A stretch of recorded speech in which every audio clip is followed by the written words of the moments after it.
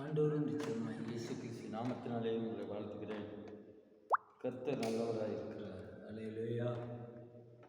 இந்த கால வேளையில் ஏசியா தீர்க்கதரிசனம் 58வது அதிகாரத்தில் ஒரு சில வசனங்கள்.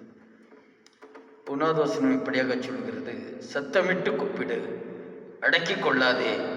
எக்காலத்தை போல் உன் சத்தத்தை உயர்த்தி என் ஜனத்துக்கு அவர்கள் மீறுதலையும் யாக்கோப்பின் வம்சத்திற்கு அவர்கள் பாவங்களையும் தெரிவி. எனக்கு அருமையானவர்களே, இதோ பாவத்தையும் கண்டித்து உணர்த்துகிற ஆவியானவர் நம்மோடு கூட இருக்கிறார். எனவே பாவத்தை குறித்து கண்டித்து உணர்த்தி தான் ஆகணும், சொல்லி தான் ஆகணும். என்ன இவங்க பாவத்தை குறித்து பேசுகிறார்களே, எங்கள் குறைகளை சுட்டி காட்டுகிறார்களே என்று அங்கலாய்க்கிறவர்கள் நிச்சயமாக கர்த்தருக்குள்ளாக இருக்க முடியாது. இங்கே ஸ்தோத்திரம் 3வது வசனம் இப்படியாக சொல்கிறது, நாங்கள் உபவாசம் பண்ணும்போது நீ நோக்காமல் இருக்கிறது என்ன? நாங்கள் எங்கள் ஆத்துமாக்களை கொடுக்கும்போது நீர் அறியாமல் இருக்கிறது என்ன என்கிறார்கள். இதோ நீங்கள் உபவாசிக்கும் நாளிலே உங்கள் இச்சையின்படி நடந்து உங்கள் வேலைகள் எல்லாம் கட்டாயமாக செய்வீர்கள். இதோ வழக்குக்கும் வாதுக்கும் கிறிஸ்துவ தளத்துடைய கையினால் குத்துகிறதற்கும் உபவாசிக்கிறீர்கள். நீங்கள் உங்கள் கூக்குரலை உயரத்திலே கேட்க பண்ணும்படியாக இந்த நாளில் உபவாசிக்கிறீர்கள். மனுஷன் தன் ஆத்மாவை ஒடுக்கிறதும் தலைவணங்கி நாணலை போல் இரட்டிலும் சாம்பலிலும் படுத்துக் கொள்ளுகிறதும் எனக்கு பிரியமான உபவாசம் நாளை இருக்குமோ? இதையா உபவாசம் என்றும் கர்த்தருக்கு பிரியமான நாள் என்று சொல்லுவாய்? எனக்கு அருமையானவில்லை. அக்கிரமத்தின் கட்டுகளை அவிழ்க்கிறதும் நுகத்தடியின் பிணியல்களை நிகழ்கிறதும் நெருக்கப்பட்ட இருக்கிறவர்களையும் விடுதலையாக்கி விடுகிறதும் சகல நுகத்தடியில் உடைத்துக் கொடுக்கிறதும் பசியுள்ளவனுக்கு உன் ஆகாரத்தை பகிர்ந்து கொடுக்கிறதும் துரத்துள்ள சிறுமையானவர்களை வீட்டில் சேர்த்து கொடுக்கிறதும் வஸ்திரம் இல்லாதவரை கண்டால் அவனுக்கு வஸ்திரம் கொடுக்கிறதும் உன் மாம்சமானவன் உன்னை ஒழிக்காமல் இருக்கிறதும் அல்லவோ எனக்கு உகந்த உபவாசம். உபவாசத்தை குறித்து சொல்லப்படுகிறது. இன்னைக்கு கசப்பு, வெறுப்பு, வைராக்கியத்தை வைத்துக் கொண்டு நாங்கள் உபவாசம் இருக்கிறோம் என்று பேரளவில் இருக்கிறதெல்லாம் கர்த்தருக்கு உகந்த உபவாசம் அல்ல. கர்த்தருக்கு உகந்த உபவாசம் தாழ்மையாய் கட்டுண்டவர்களை விடுவிக்கவோ சிறைப்பட்டவர்களை விடுவிக்கவோ ஜனங்களுக்கு சுவிசேஷத்தை அறிவித்து ஆறுதல் படுத்துகிறதோ பசியுள்ளவனுக்கு ஆகாரத்தை பகிர்ந்து கொடுக்கிறதும் அல்லவோ கர்த்தருக்கு பிரியமான உபவாசம். எனக்கு அருமையானவர்களே, ஏதோ ஒரு பேரளவில் ஒரு சேர்கிற உபவாச கூட்டத்தோடு ஒரு ஆளாய் சேர்ந்து இருக்கிறதை விட நாம் உபவாசிக்கிற நிலைமை எப்படி இருக்கிறது? உண்மையாக கர்த்தருக்கு நான் உபவாசிக்கிறது பிரியமாய் இருக்கிறதா என்று ஆராய்ந்து பார்க்கிற நாட்களாய் இருக்கிறது. ஒரு விசேஷமான ஒரு பிரபலமான ஊழியர் வந்து அவங்க மீட்டிங்ல உபவாச ஜபத்தில் கலந்து கொள்கிறதும் இரவு ஜபத்தில் கலந்து கொள்கிறதும் இன்னைக்கு ஜனங்களுக்கு அப்படி ஒரு ட்ரெண்டு, ஒரு ஸ்டைல் உருவாகி இருக்கிறது. யார் வந்தா கர்த்தர் வருவார்? எங்கே 2-3 பேர் அவர் நாமத்தினாலே கூடினாலே அவர் வந்து ஆசீர்வதிக்கிறார். எனக்கு அருமையானவர்களே, கர்த்தரை நாம் மகிமைக்காக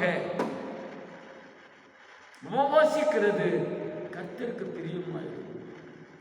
ஆளுக்காக அல்ல, கர்த்தர் வருகிற விசேஷமான பிரபலமான ஊழியரை விட கர்த்தர் பெரியவர்.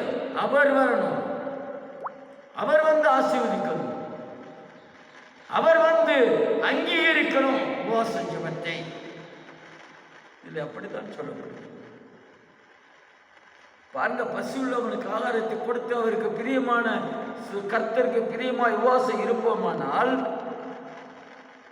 உகந்த உபவாசம் செய்வோமானால், அப்பொழுது விடியற்கால வெளுப்பை போல் உன் வெளிச்சம் எழுப்பி உன் சுக வாழ்வு சீக்கிரத்தில் துளிர்த்து உன் நீதி உனக்கு முன்னாலே செல்லும். கர்த்தருடைய மகிமை உன்னை பின்னாலே காக்கும்.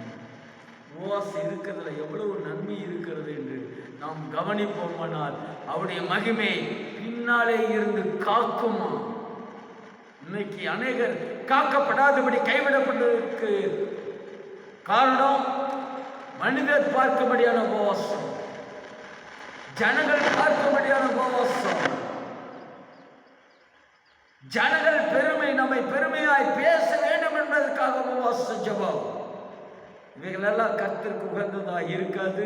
கர்த்தருக்கு பிரியமான உபவாசமாய் சொந்த பேச்சை பேசாமல் சோத்திரம் கர்த்தருடைய நாம் மகிமைக்காக மாம்ச கிரியைகளை செய்யாதபடி, தங்களுடைய வேலைகளை இச்சையின்படி செய்யாதபடி கர்த்தருக்கு பிரியமாய் உபவாசத்தை செய்கிறது கர்த்தருடைய ஆவியானவரை எழுதி. எனவே எனக்கு அருமையானவர்களே, கர்த்தருடைய நாம் மகிமைக்காக உபவாசம் இருப்பது நல்லது. அது கர்த்தருக்கு உகந்த உபவாசம். ஒரு சிலர் சொல்லுவாங்க 7 நாள் 40 நாள் ஓகே, கர்த்தரோடு இசைந்து இருக்கிறது செய்வது நல்லதுதான். நான் அதையே மற்றவர்களுக்கு தெரியப்படுத்தி நான் 7 நாள் 21 நாள் 40 நாள் உபவாசம் இருக்கிறேன். ஒரு சில ஊழியர்கள்லாம் இருக்கிறாங்க, வெளியில தெரியாது, நாள் கணக்கெல்லாம் இல்லை, அனுதினம் உபவாசம் இருந்து ஜெபித்த ஊழியக்காரர்கள் உண்டு. அனுதினம் யாருக்கும் தெரியாது. இத்தனை நாள் உபவாசம் வைக்கிறேன், அத்தனை நாள் உபவாசம், இத்தனை நாள் உபவாசம். கர்த்தருக்கு பிரியமான உபவாசம் அவருக்கு உகந்தபடியாக இருக்க வேண்டும். வெளிவேடக்கார பரிசேரை போல அவர்கள் சந்தை வெளியில் அங்கிகளை போட்டு முன் ஆசனங்களில் அமரவும் அவர் விரும்புவார்கள் என்று நாமோ தாழ்மையாய் கர்த்தருக்கு முன்பாக அர்ப்பணித்து உபவாச ஜெபம் ஆவிக்குரிய சோத்திர கர்த்தருக்கு மகிமையாய் உகந்த உபவாசம் செய்கிறவர்களோடு இணைந்து கொண்டு உபவாசிக்க வேண்டும். ஏனோ தனன் உபவாசிக்கிறது கர்த்தருக்கு பிரியமாக இருக்கிறது. எனவே எனக்கு அருமையானவர்களே, கர்த்தருக்கு உகந்த உபவாசம் ஜெபம் செய்வோம். அதற்கேற்ற பலன் நமக்கு சுகவாழ்வு துளிர்க்கும். அப்படியாக துளிர்க்கட்டும். கர்த்தர் ஆசீர்வதிப்பாராக. எங்களுக்காக ஜெபிப்போம்.